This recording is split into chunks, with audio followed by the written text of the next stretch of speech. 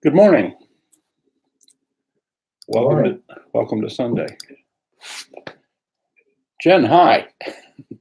It's nice to see you. Great to see you. Jen and I go back maybe 20 years. Welcome to Sunday morning meditation. Today we're going to talk about craving and what I've heard referred to as destination addiction. I'll be better when I get to, because I've talked a lot in these sessions about the first noble truth, the truth of suffering. And so I thought I'd spend a little time on the second noble truth, which is the relationship between craving and suffering. But I thought I might start with a little instruction, since I haven't done that for a while. And there are some relatively new people and people I don't know. Welcome to the newcomers. Nice to see y'all. We're going to sit and be aware of whatever our experience is, without judgment. A lot of people I talk to who are new to meditation, and some have been doing it a long time, feel that they're not doing it right, whatever that is, because there's still a lot of noise in the head and thoughts come and go. And that part really doesn't change very much. The mind might get more or less quiet, but it very rarely goes completely to quiet. So what we're looking at is a different relationship with the noise. So I just wanted to remind everybody that this is a gentleness practice. You cannot do it wrong. The doing it is the doing it. The mind wanders around, that's the function of the mind. And we bring it back to the present moment through focusing on the breathing in this style of meditation. And we do that the same way we would if we were training a puppy to heel. Anybody here ever train a puppy? Try to train a puppy? You're training a puppy to heel, and the puppy wanders off, and you pull it back, and wanders off, and you pull it back. Firmly, but gently. You don't yell at it, you don't kick it, you don't be mean to it. The part of the mind that we're observing is kind of like a puppy. We just pull it back, lovingly. And return to the body, breathing. So, with that brief introduction, let's assume a meditation posture,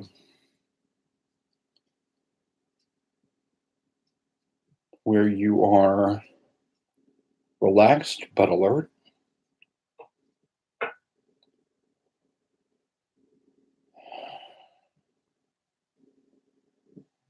Your spine is upright but not rigid. You might want to tuck in your chin a little bit, almost as if you have like a string pulling at the top of the crown of your head, but without tensing the muscles in your neck.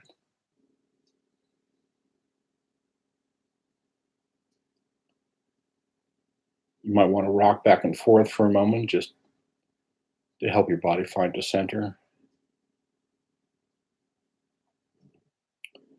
And rock side to side for the same reason.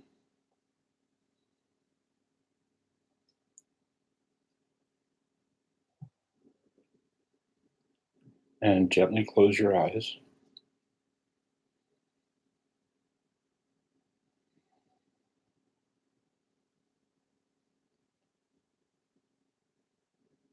And let's start with a few slow, deep breaths.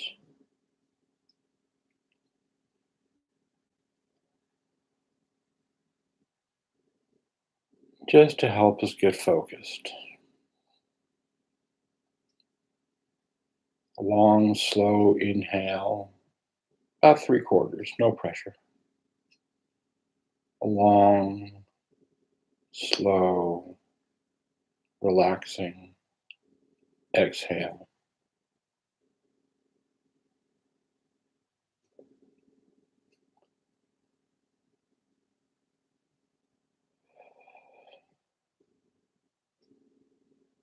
And as you exhale, just come into your body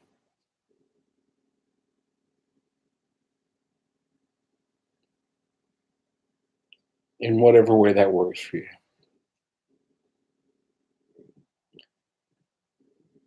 The mind flits around from place to place all the time, past, present, remembering or planning. But the body is always in the here and now. So let your breathing return to normal.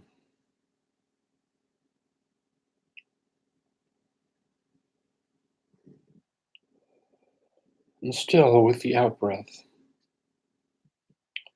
continue to relax, starting with the muscles in your face. Let your eyes settle. Let your brow unfurrow.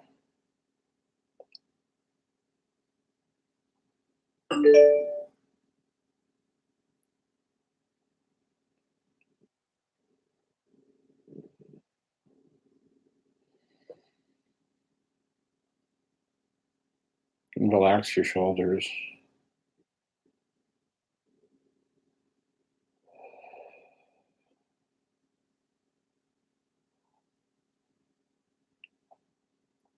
Let your belly hang. We tend to hold our belly in. Just relax your abs.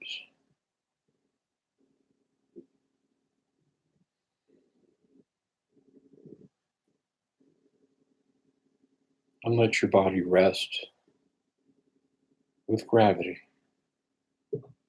settling into whatever you're sitting on, letting your abdomen, your torso settle into your pelvis.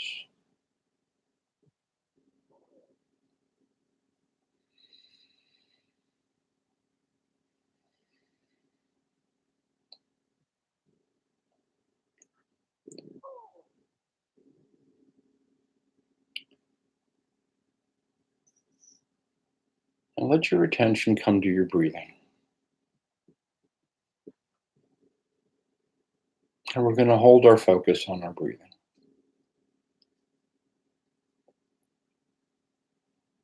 Whatever way works for you.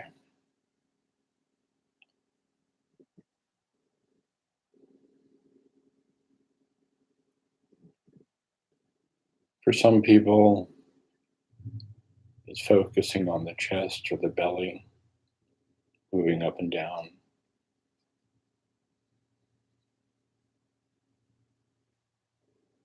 For some people, it's focusing on sensations of the breath moving in and out of your nose.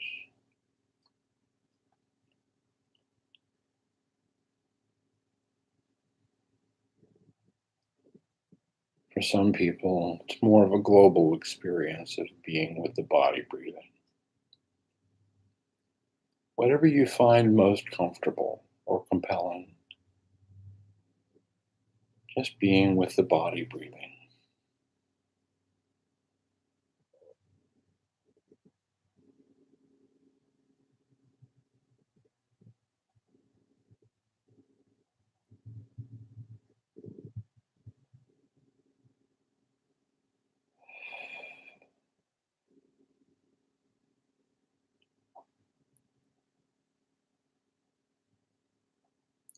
Just noticing, receiving an in breath,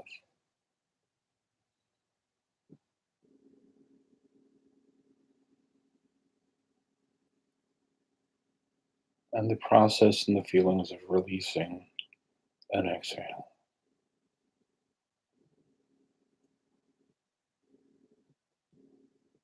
And if you can, if it feels natural, You might want to pause for just a moment at the bottom of the exhale and notice your body making the transition to receive the inhale.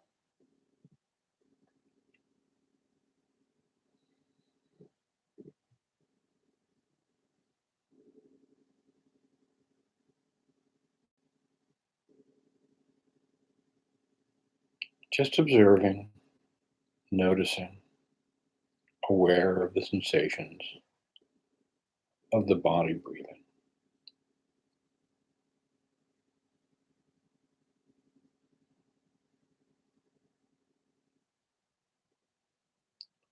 If your mind wanders off, don't worry about it. It's the function of the mind to wander and think. When you notice that, which may be right away or maybe after a few minutes, doesn't matter. When you notice it, you might want to note thinking without getting involved in the content of the thought, because that changes moment to moment.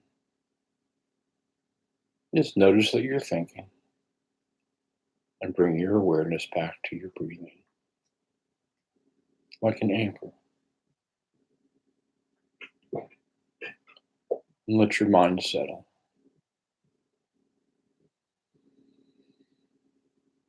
Thoughts will come and go. That's okay. Just keep coming back. Start again. Gently, firmly, like coming home to a comfortable place.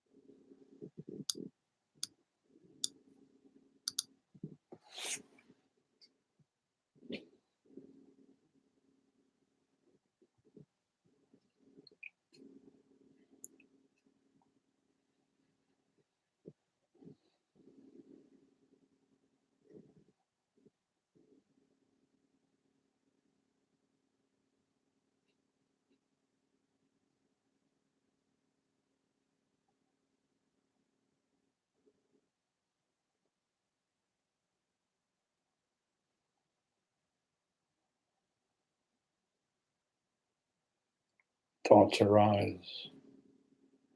They come, they go. Feelings may come and go. It's all good. Just let them pass like the breeze blowing through the window. And when you notice, just come back to focusing on your breathing.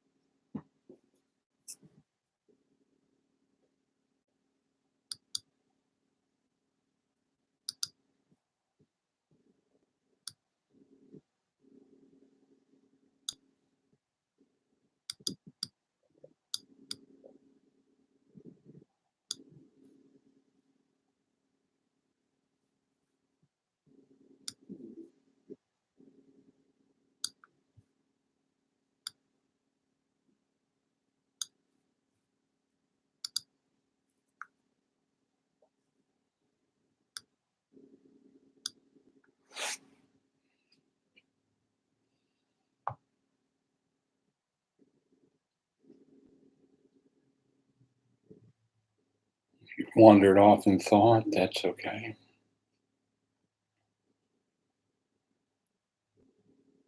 Mind just does that on its own. Just notice it without getting wrapped up in the content of whatever it is you're thinking. Just notice thinking as a process, as a phenomenon, as a little object moving across your space.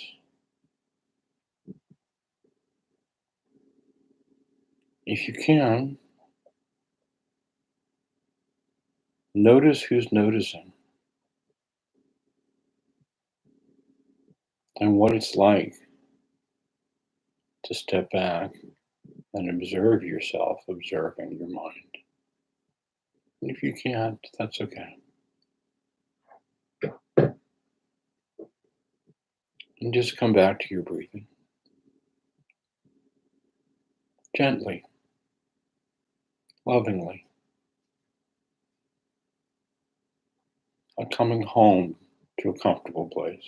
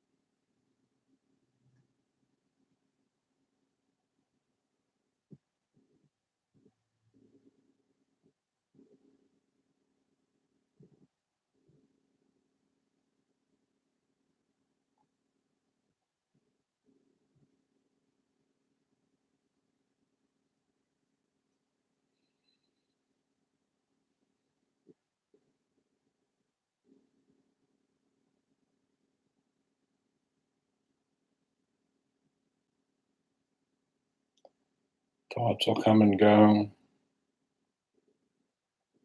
That's okay. Just let them come and go like a breeze through an open window.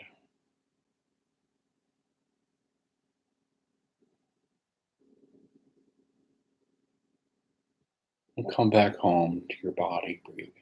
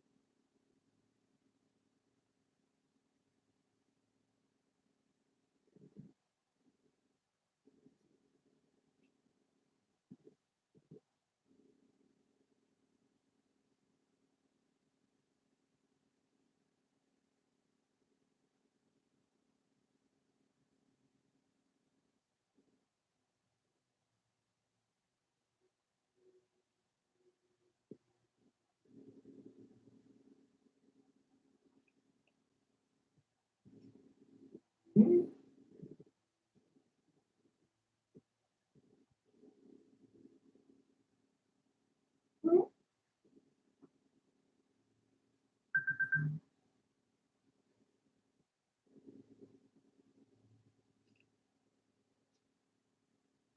as we come to the end of this sitting,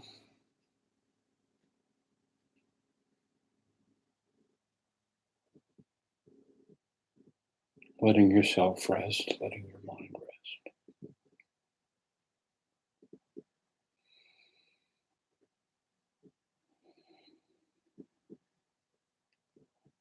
Letting whatever calm or centeredness may have come from this sitting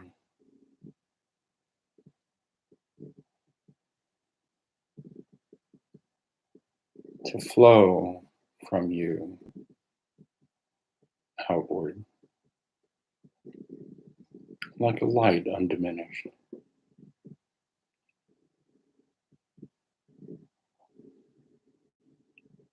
that helps you gaze at the world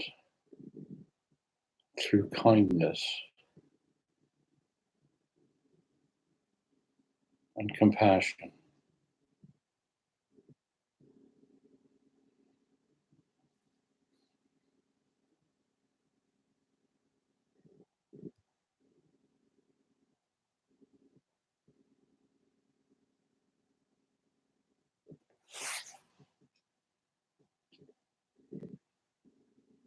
And may it be that the benefits of this practice, of this meditation, help you navigate and walk through the world more gently and kindly and compassionately with yourself. And from there, to bring that energy, that soft, gentle energy into your interactions with the people around you.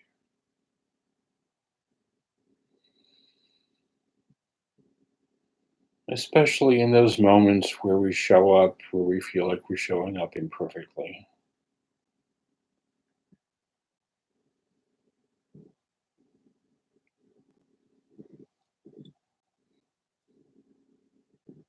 To allow the gentleness and kindness of this practice to be what we come home to.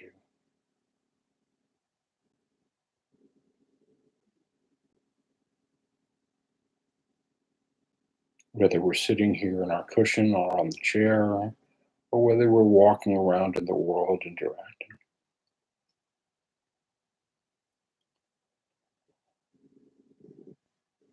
May it be that the benefits of this practice be of benefit to all beings everywhere.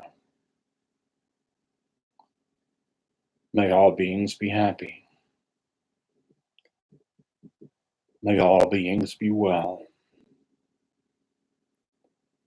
May all beings be safe. May all beings be at ease and at peace and free.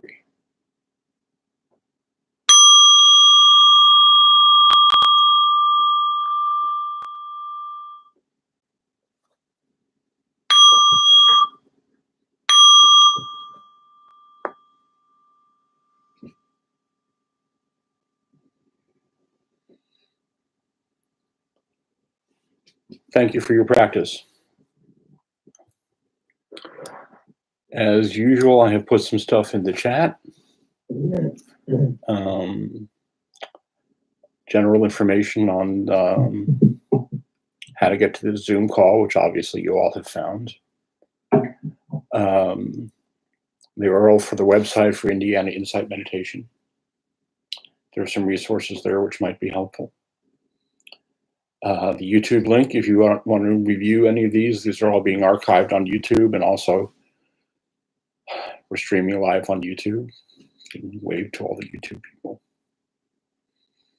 The only difference between Zoom and YouTube is I know who's watching on Zoom. On YouTube, I don't, but I bow. These meditations and talks are absolutely freely given, but if you feel motivated to make a donation, there's a link for that also. I also haven't said before, but I need to say, if anybody ever has any questions about the practice or their meditation, you can feel free to reach out to me. My contact information is on the website. A lot of you have my email address. Anybody who found me or found this through the Facebook events that I publish, you can contact me there. I'm happy to talk to you. I thought I would start by offering a reading I found from Thomas Merton, one of my favorite people. In Thoughts on Solitude, he writes, "Silence has many dimensions.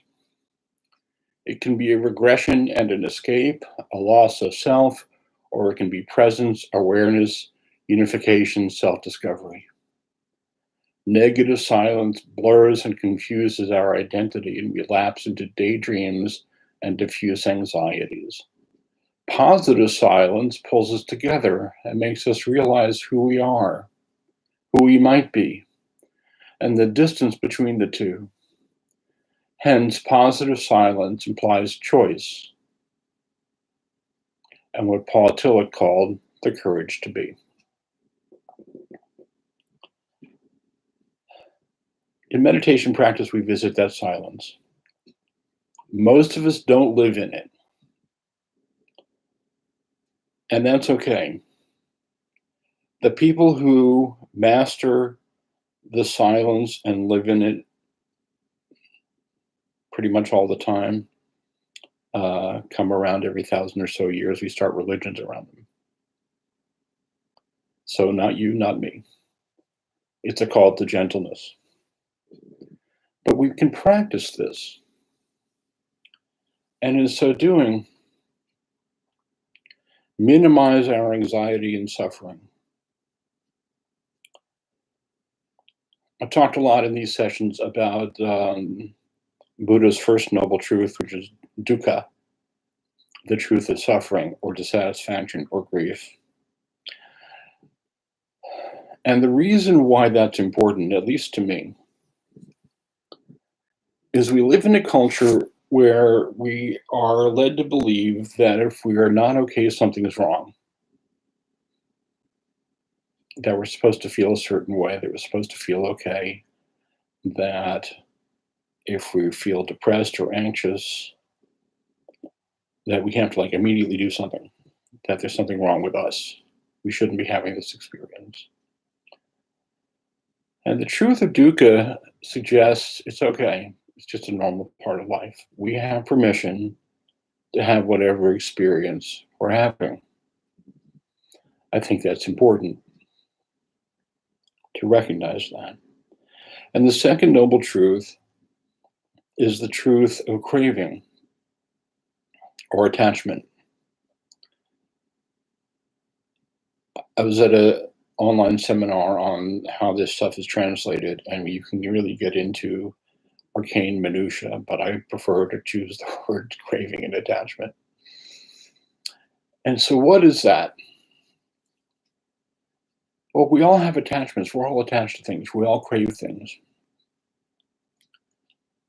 That's just a natural part of being awake and being alive and walking around. It's how we relate to that that determines whether those cravings are going to cause us to be suffering. And the number one thing that we tend to crave is craving for things to be different than they are.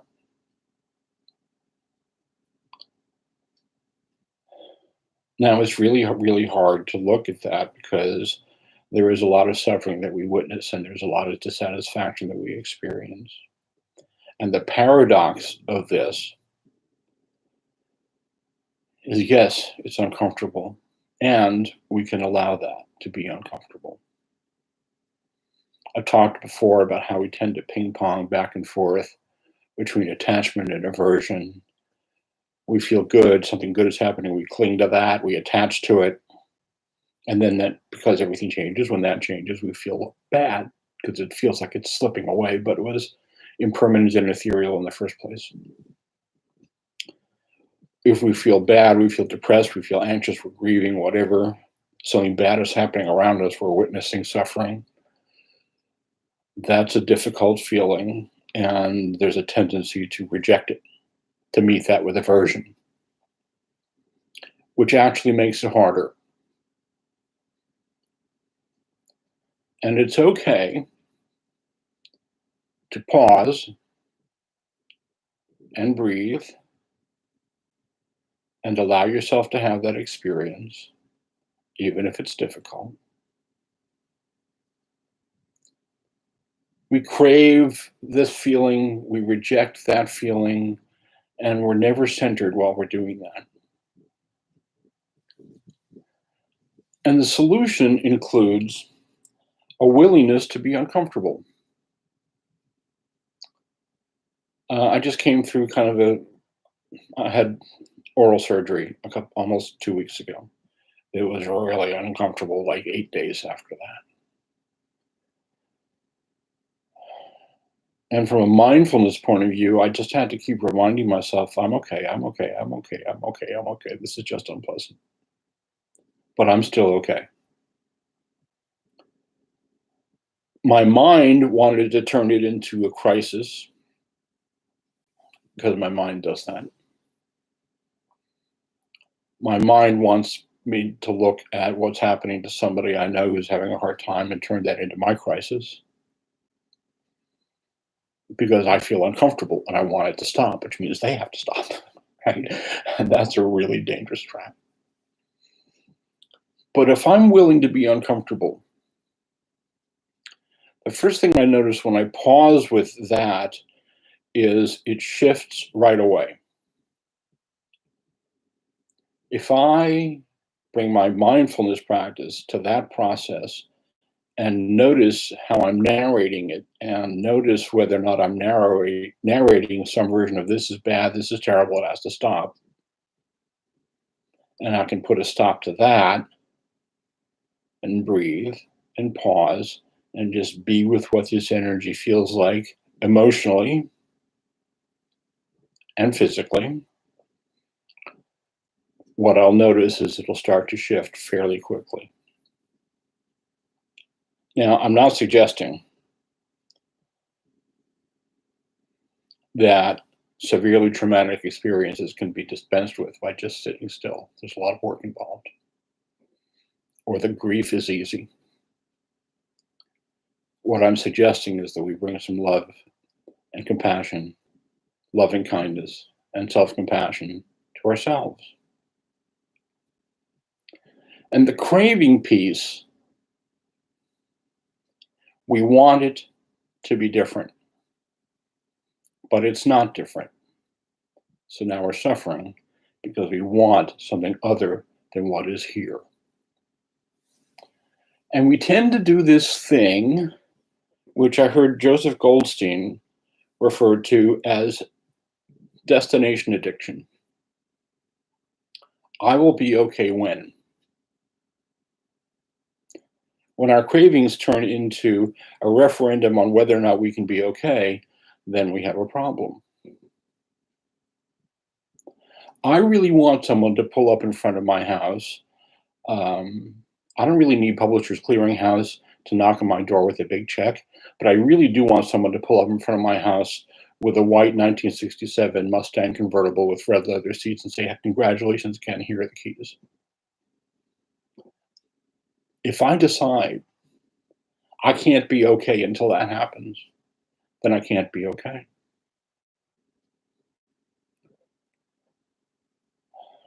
There are people in my life who are struggling. It's hard to watch, and I have decided to be okay with it being hard to watch. But if I decide that I can't be okay until they're okay, what if they're never okay?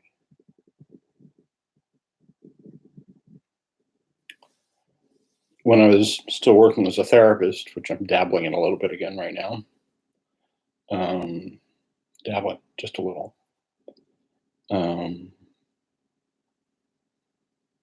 I did a lot of work with abuse survivors who felt like they needed something from their perpetrator. And I get that. That's important. That feels important. But what if you never get it? What if that person never apologizes? What if that person never takes ownership and responsibility? Then how are you going to be okay? This continuing presence of I will be okay when colors the way our mind experiences the present moment. I'm not okay because the Mustang isn't parked out front.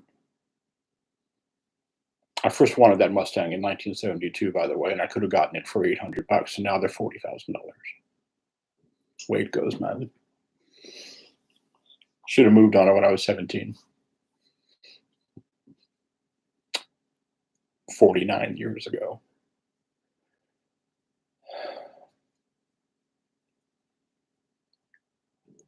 Destination addiction leads us to feel like this moment is not enough. It's not good enough. It's not what I want, and I can't be happy. And it postpones being okay for later. And keeps us in the kind of a fog where we forget to notice that we are in fact okay right now. Right now, everybody that's hearing this is sitting in front of some sort of electronic device,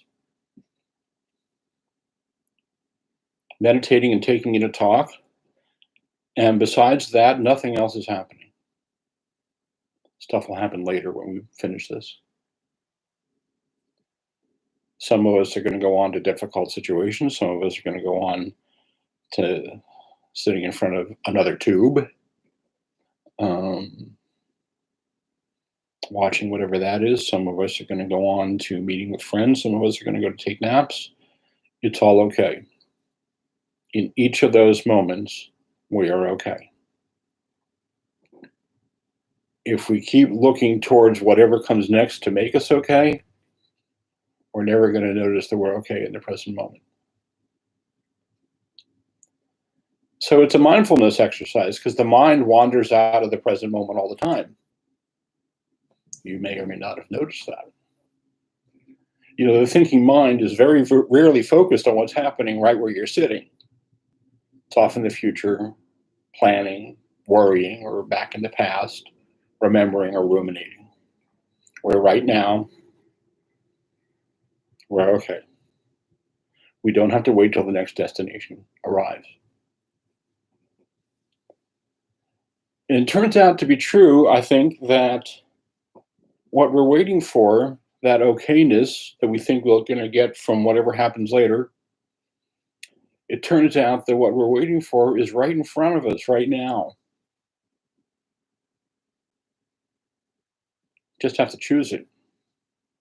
Now, I say that like it's simple, but like any of this stuff, there's a reason why they call it a practice. And that quote I keep reading from Jeanine DePro's book, which I don't have like right next to my hand right now, or I would pull it out for you, where she keeps saying, "So I remind myself as often as I must," which is very often. That even though the Mustang is not sitting out in front, I did see one recently, it was 40 grand. And a person I know who's struggling with addiction is still struggling with addiction, and there are other issues. Nothing is happening to me right now, and I'm okay. Now, this doesn't mean I get to divorce myself from caring about those things. It's important not to confuse equanimity with a kind of indifference. But it's important still to recognize that even though we're observing grief and suffering and we feel it, that we're still okay. And we don't have to change things about ourselves. And we can meet this with a certain amount of equanimity and say, this is hard, but I'm okay.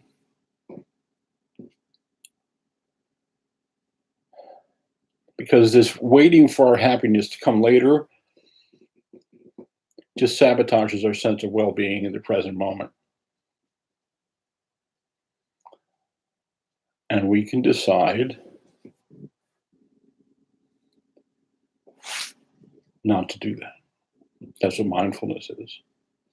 We're developing the muscle, the skill of the mind, to look at what is going on in our minds and say, I don't really want to do that. When we notice we're doing this, we can just decide, I'm okay. Maybe we need to chant that like a mantra. I'm okay. I'm okay.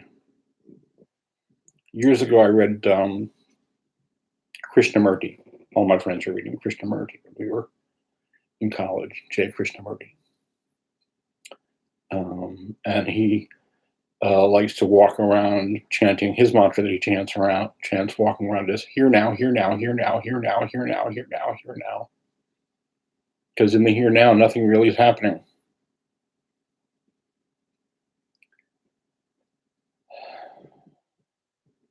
You know, when we're kids, we crave to be older.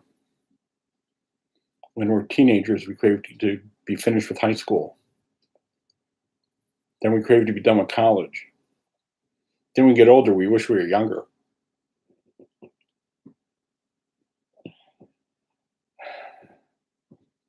Given the way things have been recently, I really do wish I had the body of my 26-year-old self, but those days are gone forever, as Steely Dan says, over a long time ago. So I invite you to contemplate and notice how much time you spend in your mind wishing you were else.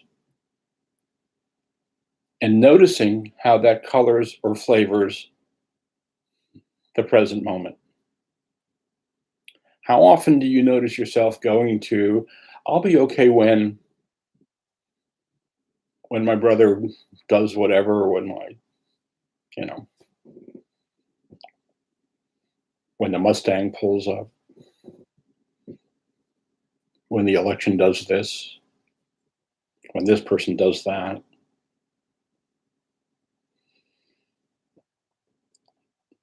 Bringing that to awareness and noticing us and making an intention to notice when we're doing that helps us be more centered in the moment and helps us notice the presence of craving and the absence of craving. So I invite you to do that if you can, and if you feel so inclined, with kindness and gentleness. And should I say it? Self-compassion. I don't think I've gotten through one of these talks without saying self-compassion, because it's the central message.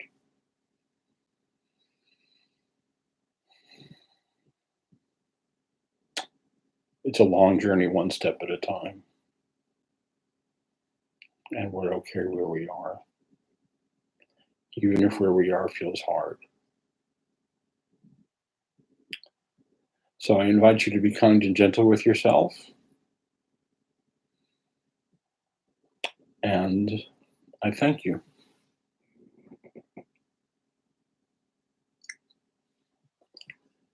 Does anybody have any comments or questions?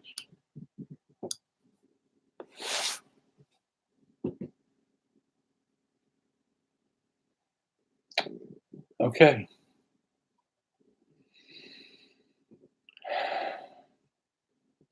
I'm here every Sunday at this time. I will be gone the first Sunday in September, but somebody else, another teacher I know, will be here doing this practice. So, thank you. Thanks, Jim.